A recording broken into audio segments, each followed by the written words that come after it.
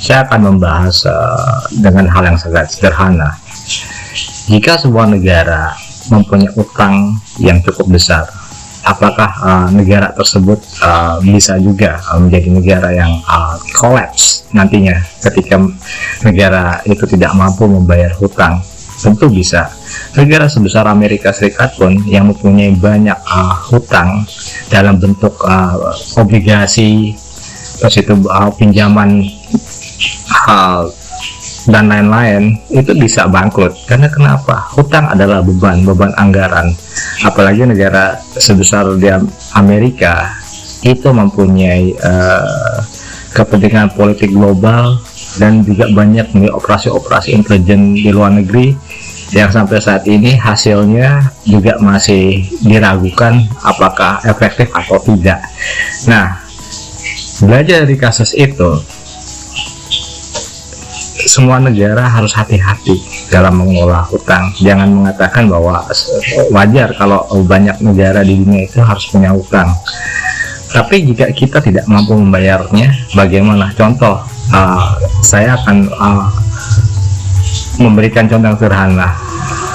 Seorang ibu rumah tangga, sebut aja namanya A, tiap bulan mempunyai hutang ke warung untuk membeli sembako, walaupun suaminya punya penghasilan 5 juta. Kalau utang itu bertumpuk, maka utang itu akan menjadi besar. Walaupun gaji suaminya 5 juta sebulan, tentu ini akan menjadi beban di kemudian hari. Oleh karena itu, ini pengelolaan utang ini harus dipikirkan. Dalam studi kasus baik individu maupun negara, hutang adalah beban ekonomi yang harus dipikirkan bagaimana mencari solusi. Kalau kita saat ini hanya berbicara mau meminjam atau menerima bantuan dari luar negeri, maka kalau pinjaman tersebut tidak bisa mengcover apa yang kita inginkan, apa yang kita butuhkan, maka itu akan menjadi bumerang. Akhirnya hutang akan semakin membesar, dan ini akan menyangkut kredibilitas negara di tingkat dunia. Bahkan investor pun, mohon maaf, bisa mengendalikan kita. Karena kenapa? Mereka tahu kita butuh uang, sementara kita nggak punya apa-apa. Apalagi kalau kita juga tidak punya sumber daya manusia yang berkualitas tinggi yang bisa mengolah kekayaan alam yang ada menjadi nilai lebih. Jadi kalau kita mengatakan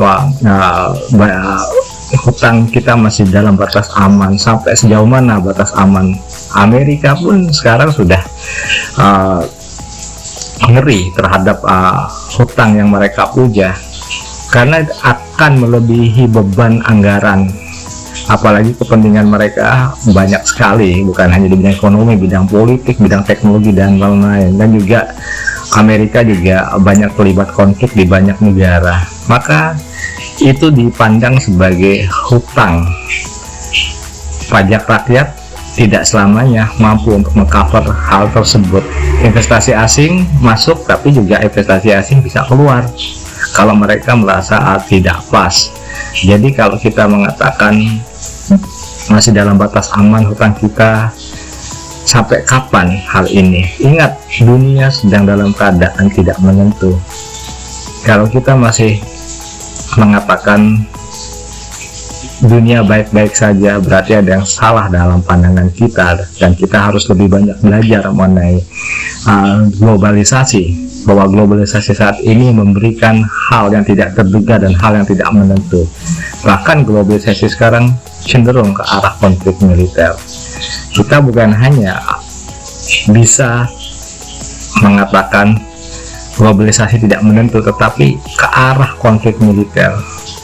Karena kepentingan negara-negara saat ini semakin beragam, dan mereka akan memperjuangkan kepentingan nasionalnya yang belum tentu sesuai dengan kepentingan nasional kita. Daya tawar politik itu penting. Salah satunya adalah jangan pernah kita mengatakan hutang adalah sebuah hal yang wajar. Hutang adalah musuh kita yang dalam jangka panjang akan membuat kita tidak berdaya dalam posisi daya tawar menawar global. Saya Septo Indarto dari Global Strategis. Terima kasih.